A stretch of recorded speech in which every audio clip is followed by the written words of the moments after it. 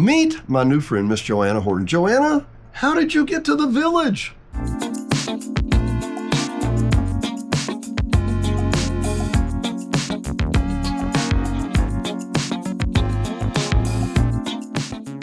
Oh, it's a long story, one you wouldn't really believe. We've got time. Okay, perfect. So I grew up in East Texas, and one day I did something that's not very common anymore. I answered an ad in the newspaper for News what? In the newspaper for my very first job, right out of high school, even before I went to college. And I ended up working for a trading firm that was located in downtown Dallas. And after a few years there and some time in college, ended up on Wall Street running our global trading desk there. What? So, it happened over a span of 25 years, but I broke it down pretty simple there. As Woody Allen would say, the secret to success is showing up. That's right. You got to be there. You got to be consistent. 25 years. So 25 years, yes. I started from a newspaper ad and ended up running a global trading firm on Wall Street for the last 15 of those 25 years. Now, I'm going to inject. I asked a question about this before, but you actually kind of had a mentor to breed you that way, didn't you? So, yes, I did. So when I answered the newspaper ad, the lady that hired me, her daughter was 19, as was I. I just graduated from high school, and she had signed up for the Marines and just had left for camp. And so I filled a big hole in her life, and her name was Lois, and I loved her, and we ate dessert first every single day because that's how she lived. That was her philosophy, was it eat dessert first, yes. And I say that because obviously you're successful to the point that she purchased Joe Marriott's business, which was Marriott Capital. That's right. Now you have Mforce Capital, right? Yes. So after 25 years of Wall Street, I woke up one day a little bit exhausted, as you can imagine, and sleep deprived and coffee infused. Sleep deprived because it's around the clock when you're at that level. And I was trading with institutions or for institutions, so all the big names that you know. So literally slept with a phone in my bed every night for 15 years because when you're making the decisions, you got to know what's happening all the time. So got really tired and decided I was going to retire at 45, and I was a little too young for that coming off of Wall Street. So ended up going to Merrill Lynch, met my business partner now. And after 5 years, we left Merrill Lynch together and created Mforce Capital, of which I am a partner of here in Hot Springs Village. So there's a facility, there's an Mforce Capital in Dallas. Is that in right? Fort Worth. In Fort Worth. Yes. Excuse me. And then you have this one here. And then after a couple of years of having Mforce in Fort Worth, when we left Merrill Lynch, my business partner is originally from Arkansas. Really? His parents still live in Mayberry. And he wanted to own something. We ran into Joe Marriott, or he did, by chance, and Joe was looking for a succession plan. And so wanted to buy a piece of property and own a business, and so we did. And I had some life-changing events in my life, and it was allowed me to come here, and I've been here ever since. So let me tell just a little story real quick. I've wanted to work with the radio station since the day I walked in the village, and nobody would return my call, really. And I kept thinking, well, this is tough nut to break. And then one day, everybody just called. And my point being is that in the village, nothing happens immediate. You have to kind of get to know people. It's taken a while. But now you live here in the village. You're not just somebody who flies in and goes. That's right. Yeah. So you live over by Coronado. I live over by Coronado. Lake. Over by Coronado Lake, but just right up from the RV campground. So those are my stomping grounds over there where I get my trail work in. And I'm going to speak on behalf of the average Hot Springs Village person. We love our village. We love the people around us, but we want to know that they're people we can trust. And absolutely. That's a big deal. And so tell me exactly, and I haven't asked this, don't know this, what is a fiduciary and what does it mean to me? What's the practical day-to-day application? So really, when you're licensed and you are under the SEC, which is the Security and Exchange Commission, and then also FINRA, that's another regulatory body. And you take all of the tests and all the licenses that are required, especially more for Wall Street than even being a financial advisor, because I have so many more different licenses than just a financial advisor. the fiduciary means that we always put the best interest of our clients first, no matter what that means. And so when people come to you, you have to approach everything from their standpoint and how they feel and how they view and what they expect and what they want. And then anything that I feel is secondary to that. And so we work through that process together. We make sure that their needs are met first, and then we go from there. So fiduciary is always client first and making sure you're making the correct recommendations. Do you realize how rare that is? I'm asking the people in the audience. I mean, and I don't mean that wrong. I know there are other fiduciaries, but if I literally, it's like talking to my surgeon. Right. It's somebody I want to trust. So it's a little bit, yeah, it is a little bit like that. And like I said, my experience is a little bit different than probably any other financial advisor here. But, I carry a lot of license, maybe 10 or 12 different licenses. Most financial advisors have one or possibly two. So I take it very seriously. So, compliance is a big part of what I do and making sure that I'm fulfilling that need and requirement to the clients. What do you think your time on Wall Street helped you bring to the village? Oh gosh. So just a wealth of knowledge. I started, like I said, very young. And so I didn't know anything about Wall Street. And I grew up, from the ground up. And I learned how the markets trade, why they trade, who the players are, what really moves markets, what's just nonsense.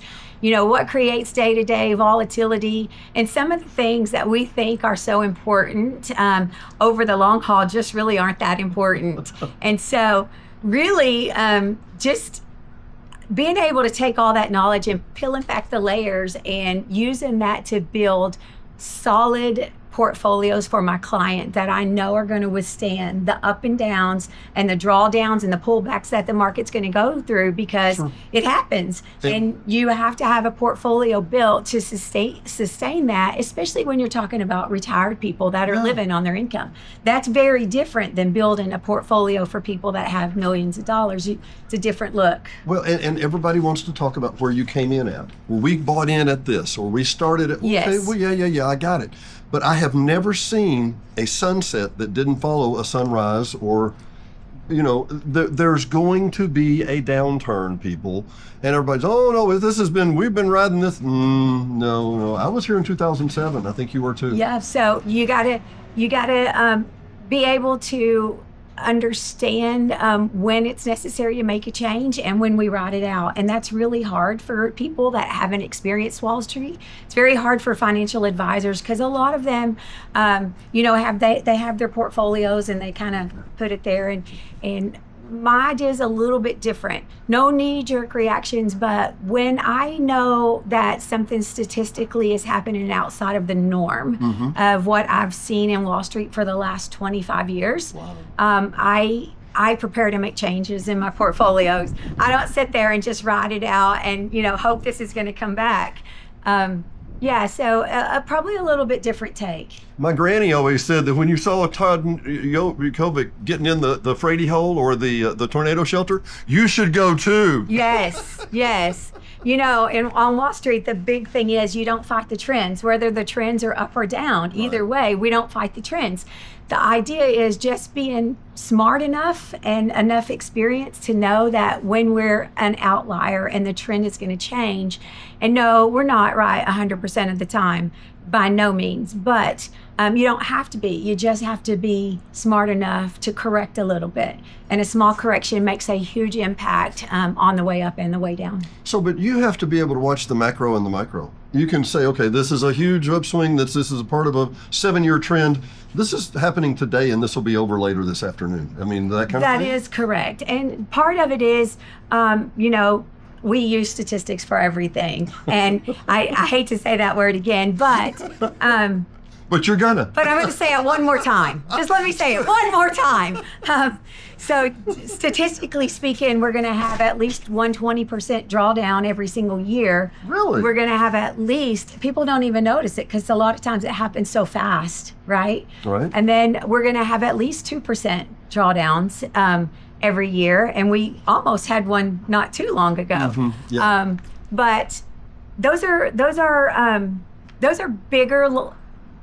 drawdowns, but the day-to-day volatility, that one that normally gets under people's skin, are these days where we have, 1,000-point pullback. Well, that doesn't mean the same anymore as it used to, because we're at a 47,000 market today, all-time highs right now. But the all-time highs? All-time highs. That's a topic for another show. Yes. But if I wanted to talk to you or Lindsay or schedule an appointment, who would I call? 501? 922-9259. And Lindsay Robinson is my client service rep, and she's amazing. She'll be glad to schedule any appointment or review for you. Just come by and have a chat. We'd love to meet you. Another village girl you need to talk to. Dennis Simpson, Hot Springs Village Venues, my friend Miss Joanna. We will see you next time. Don't delay. Call Janae. Janae Cook, Taylor Realty, 501-617-9747. Whether you're buying, selling, or just considering. Oh, we don't need a realtor yet. Yes, you do. Don't delay. Call Janae. 501-617-9747. Call 501-922-9259. Joanna Horton at Mforce Capital. She can offer a complimentary financial evaluation planning session just for you and your needs. Once again, 501-922-9259.